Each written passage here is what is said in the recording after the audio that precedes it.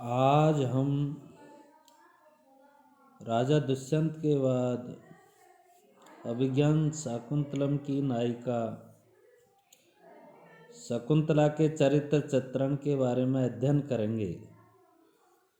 शकुंतला अभिज्ञान शाकुंतलम की नायिका है।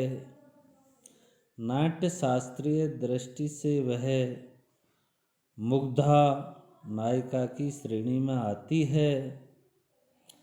तपोवन की वन देवी के सदृश आनंद सुंदरी शकुंतला नैसर्गिक सुषमा की प्रतिमूर्ति है।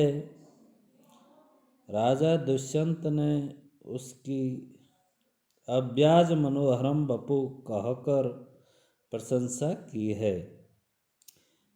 उसके अंग प्रत्यंग में लावण्यातिशय प्रस्फुरित हो रहा है।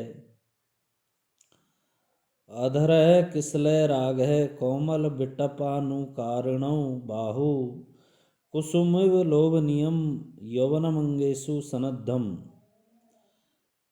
ऐसा प्रतीत होता है कि जगत त्रय सृष्टा ब्रह्मा ने अपनी सौंदर्य कल्पना को साकार रूप देने के लिए ही समस्त सौंदर्य सामग्री को लेकर अपनी चित्र की तूलिका से ही शकुंतला रूपी सजीव चित्र का निर्माण किया है। शकुंतला दैवी सौंदर्य से ओतप्रोत है। भला मानवीय सृष्टि में देवी सौंदर्य के दर्शन कैसे हो सकते हैं। प्रभा से तरल ज्योति क्या पृथ्वी से उद्भूत हो सकती है। मानुषीषु कथम वा स्यादस्य रूपस्य संभवः न प्रभातरलम ज्योतिरुदेति वसुधातलात्।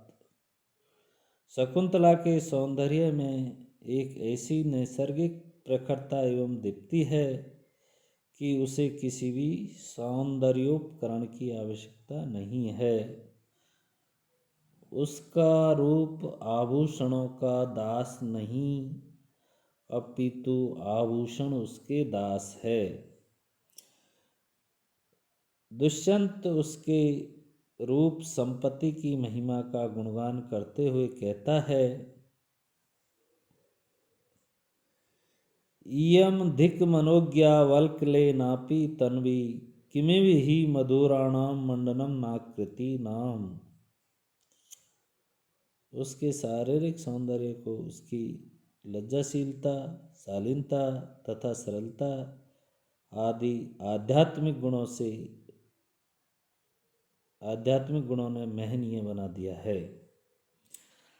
राजा दुष्यंत के प्रभावपूर्ण सौंदर्य मधुर आलाप तथा भ्रमर से रक्षा करने की उपकृति भावना के कारण वह उसकी ओर आकर्षित होती है। उसके हृदय में आकस्मिक एवं अप्रत्याशित रूप से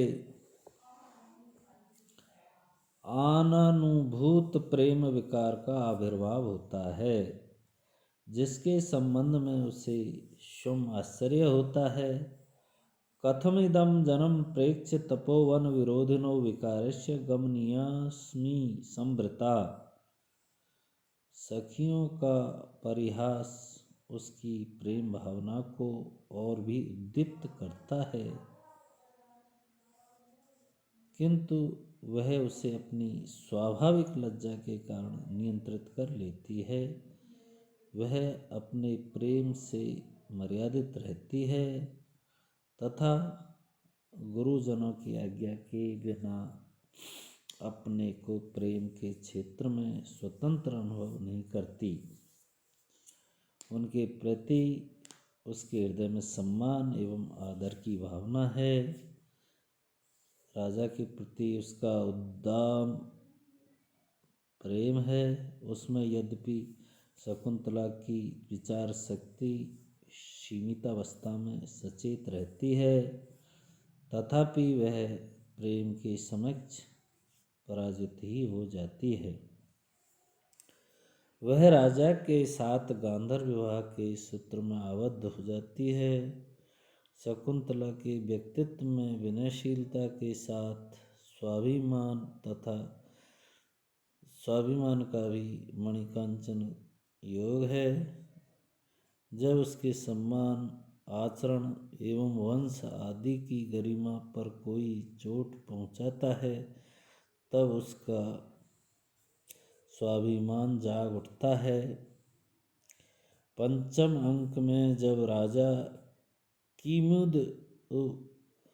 किमिदुपन्यस्यतम कहकर शकुंतला के साथ अपने विवाह के विषय में अपनी अनभिज्ञता सूचित करता है तो उसके हृदय को अपमान का धक्का लगता है और वह राजा को कठोरतापूर्वक कहती है, पौरव न युक्तम प्रत्याख्यातुम। जब राजा अन्य प्रमाणों से भी संतुष्ट न होकर समस्त स्त्री जाति को अपने दोषारोपण का निशाना बनाता है तब तो उसका स्वाभिमान वाचाल हो जाता है और वह क्रोधित होकर राजा को अनार्य शब्द के संबोधन से संबोधित करती हुई कहती है, अनार्य आत्मनो हृदयानुमानेन प्रतिपत्यस्यते। अंत में अपने स्वाभिमान की रक्षा के लिए वह भगवती वसुंधरे देहि में विवरम कहकर माँ वसुंधरा से शरण देने की याचना करती है। शकुंतला काव्य रचना में भी अपनी निपुणता का परिचय देती है। वह अपनी सखियों के कहने पर प्रेम पत्र के अनुरूप गीत की रचना करती है। तब न जाने हृदय वृत्त मनोरथान्यंगानी। वह पशु पक्षियों के लालन पालन, वनस्पतियों की देखभाल तथा अतिथि सत्कार एवं गृह कार्यों में भी निपुण है। शकुंतला एक आदर्श पुत्री एवं सखी भी दिखलाई देती है। यह शकुंतला जैसी धर्मपुत्री के ही सामर्थ्य की बात है जो कण्व जैसे वनवासी वीतरागी को भी तनया विश्लेष जनित दुखहा से भाव विहल बना देती है। यथा यास्यद्य शकुंतलति। अपने पितृवियोग से शकुंतला अत्यंत अधीर हो जाती है। कथमिदानीं तातस्यंगात जीवितम धारिष्यम। और उसे अपने पिता की चिंता विहल कर रही है। उसमें एक आदर्श सखी के भी सभी गुण दिखलाई देते हैं। अनुसुईया एवं प्रियंवदा दोनों सखियों के साथ वह जिस प्रकार सख्य भाव निभाती है वह अनुपम है। शकुंतला का जन्म तथा लालन पालन प्रकृति की गोद में होने के कारण वह प्रकृति के साथ इस प्रकार घुल मिल जाती है कि उसके व्यक्तित्व एवं जीवन का आकलन प्रकृति से पृथक करके नहीं किया जा सकता। मारीच ऋषि के आश्रम में हमें उसके मातृत्व की झलक मिलती है, जहाँ उसके हृदय का समग्र प्रेम पुत्र के लिए उमड़ पड़ता है। इस प्रकार कालिदास ने शकुंतला को स्नेह, सौहार्द, लज्जा, नारित्व, शालीनता और करुणा तथा मातृत्व की साक्षात प्रतिमा के रूप में अंकित करके विश्व साहित्य को एक पावन, समुज्वल और अनुपम चरित्र रत्न प्रदान किया है।